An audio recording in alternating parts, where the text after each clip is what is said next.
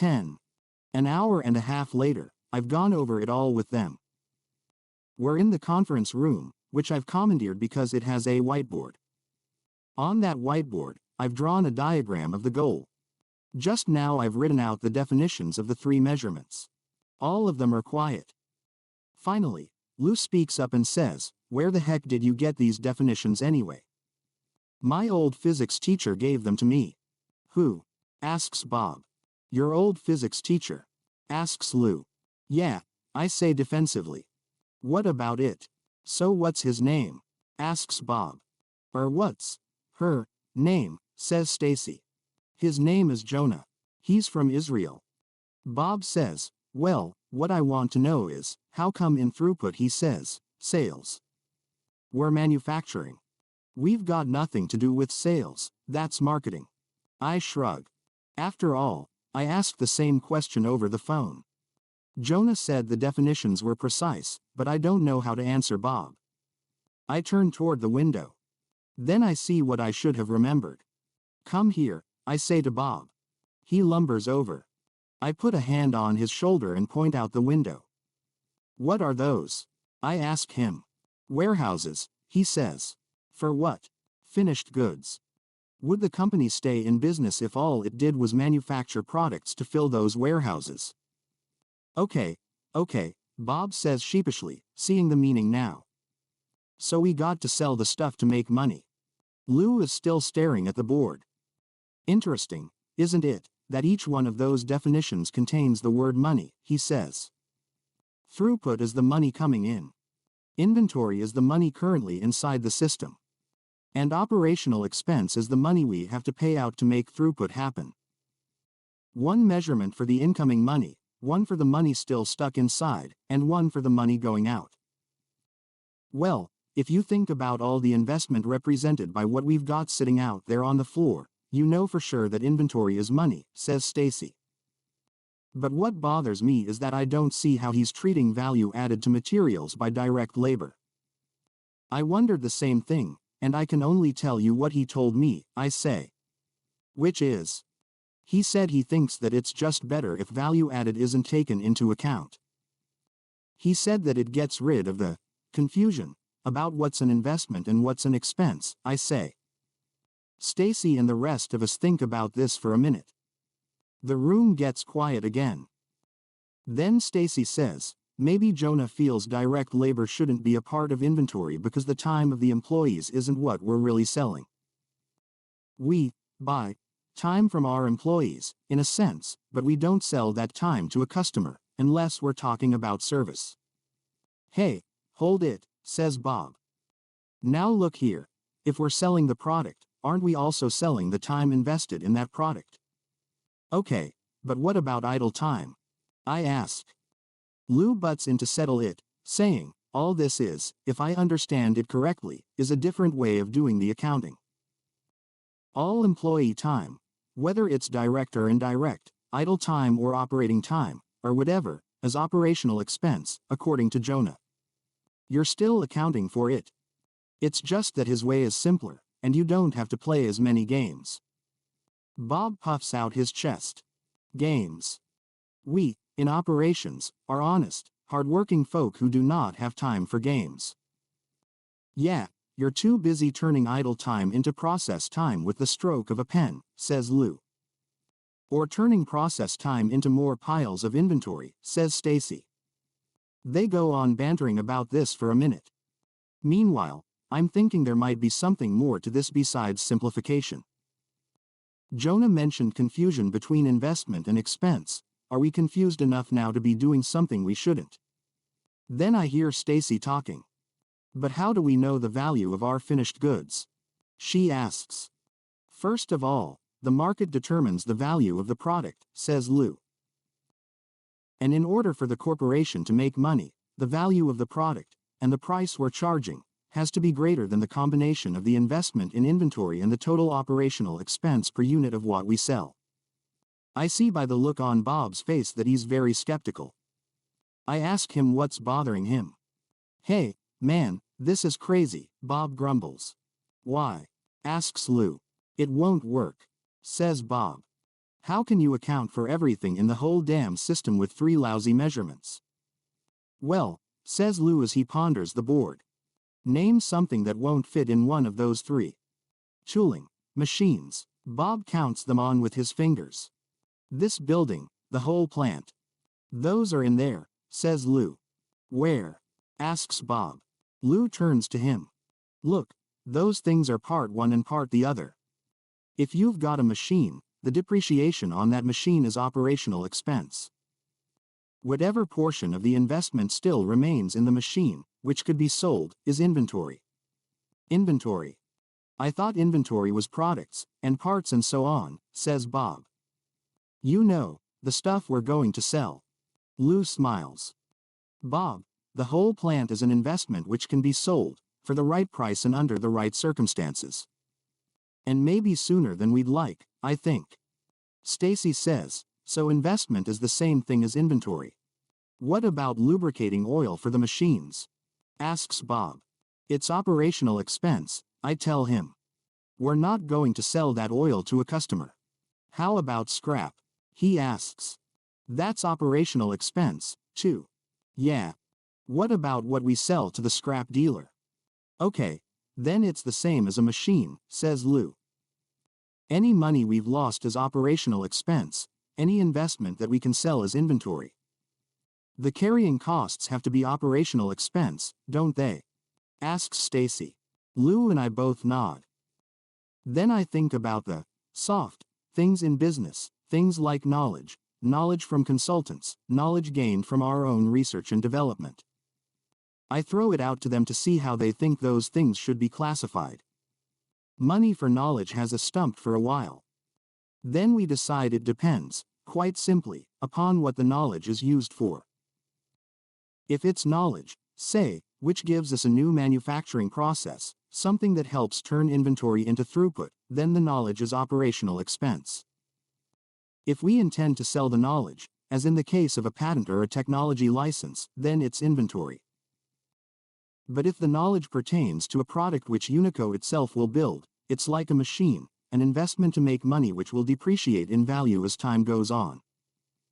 And, again, the investment that can be sold as inventory, the depreciation is operational expense. I got one for you, says Bob. Here's one that doesn't fit. Granby's chauffeur. What? You know, the old boy in the black suit who drives J. Bart Granby's limo for him, says Bob. He's operational expense, says Lou. Like hell he is. You tell me how Granby's chauffeur turns inventory into throughput, says Bob, and looks around as if he's really got us on this one. I bet his chauffeur doesn't even know that inventory and throughput exist. Unfortunately, neither do some of our secretaries, says Stacy. I say, you don't have to have your hands on the product in order to turn inventory into throughput. Every day, Bob, you're out there helping to turn inventory into throughput. But to the people on the floor, it probably looks like all you do is walk around and make life complicated for everyone. Yeah, no appreciation from nobody, Bob pouts, but you still haven't told me how the chauffeur fits in. Well, maybe the chauffeur helps Granby have more time to think and deal with customers, etc., while he's commuting here and there, I suggest. Bob, why don't you ask Mr. Granby next time you two have lunch, says Stacy. That's not as funny as you think, I say. I just heard this morning that Granby may be coming here to make a videotape on robots. Granby's coming here? Asks Bob. And if Granby's coming, you can bet Bill Peach and all the others will be tagging along, says Stacy. Just what we need, grumbles Lou. Stacy turns to Bob. You see now why Al's asking questions about the robots. We've got to look good for Granby. We do look good, says Lou. The efficiencies there are quite acceptable. Granby will not be embarrassed by appearing with the robots on tape. But I say, damn it, I don't care about Granby and his videotape. In fact, I will lay odds that the tape will never be shot here anyway, but that's beside the point. The problem is that everybody, including me until now, has thought these robots have been a big productivity improvement. And we just learned that they're not productive in terms of the goal. The way we've been using them, they're actually counterproductive. Everyone is silent. Finally, Stacy has the courage to say, okay, so somehow we've got to make the robots productive in terms of the goal. We've got to do more than that, I say. I turn to Bob and Stacy. Listen, I've already told Lou, and I guess this is as good a time as any to tell the both of you. I know you'll hear it eventually anyhow. Hear what? Asks Bob. We've been given an ultimatum by Peach, 3 months to turn the plant around or he closes us down for good, I say. Both of them are stunned for a few moments. Then they're both firing questions at me. I take a few minutes and tell them what I know, avoiding the news about the division. I don't want to send them into panic. Finally, I say, I know it doesn't seem like a lot of time. It isn't. But until they kick me out of here, I'm not giving up. What you decide to do is your own business, but if you want out, I suggest you leave now. Because for the next 3 months, I'm going to need everything you can give me. If we can make this place show any progress, I'm going to go to Peach and do whatever I have to make him give us more time. Do you really think we can do it? Asks Lou. I honestly don't know, I say. But at least now we can see some of what we're doing wrong. So what can we do that's different? Asks Bob. Why don't we stop pushing materials through the robots and try to reduce inventories? Suggests Stacy. Hey, I'm all for lower inventory, says Bob. But if we don't produce, our efficiencies go down. Then we're right back where we started. Peach isn't going to give us a second chance if all we give him is lower efficiencies, says Lou. He wants higher efficiencies, not lower. I run my fingers through my hair. Then Stacy says, maybe you should try calling this guy, Jonah, again. He seems like he's got a good handle on what's what. Yeah, at least we could find out what he has to say, says Lou. Well, I talked to him last night. That's when he gave me all this stuff, I say, waving to the definitions on the board. He was supposed to call me. I look at their faces. Well, okay, I'll try him again, I say and reach for my briefcase to get the London number. I put through a call from the phone in the conference room with the 3 of them listening expectantly around the table. But he isn't there anymore. Instead I end up talking to some secretary. Ah, yes, Mr. Rogo, she says. Jonah tried to call you, but your secretary said you were in a meeting. He wanted to talk to you before he left London today, but I'm afraid you've missed him. Where is he going to be next? I ask. He was flying to New York. Perhaps you can catch him at his hotel, she says. I take down the name of the hotel and thank her. Then I get the number in New York from directory assistants, and expecting only to be able to leave a message for him, I try it. The switchboard puts me through. Hello, says a sleepy voice. Jonah. This is Alex Rogo. Did I wake you? As a matter of fact, you did. Oh, I'm sorry, I'll try not to keep you long. But I really need to talk to you at greater length about what we were discussing last night, I tell him. Last night? He asks. Yes, I suppose it was, last night, your time. Maybe we could make arrangements for you to come to my plant and meet with me and my staff, I suggest. Well, the problem is I have commitments lined up for the next 3 weeks, and then I'm going back to Israel, he says. But, you see, I can't wait that long, I say. I've got some major problems I have to solve and not a lot of time. I understand now what you meant about the robots and productivity. But my staff and I don't know what the next step should be and, well, maybe if I explained a few things to you, Alex, I would like to help you, but I also need to get some sleep. I'm exhausted, he says. But I have a suggestion. If your schedule permits, why don't I meet with you here tomorrow morning at 7 for breakfast at my hotel? Tomorrow. That's right, he says. We'll have about an hour and we can talk. Otherwise, I look around at the others, all of them watching me anxiously. I tell Jonah to hold on for a second. He wants me to come to New York tomorrow, I tell them. Can anybody think of a reason why I shouldn't go?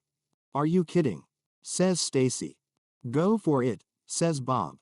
What have you got to lose? Says Lou. I take my hand off the mouthpiece.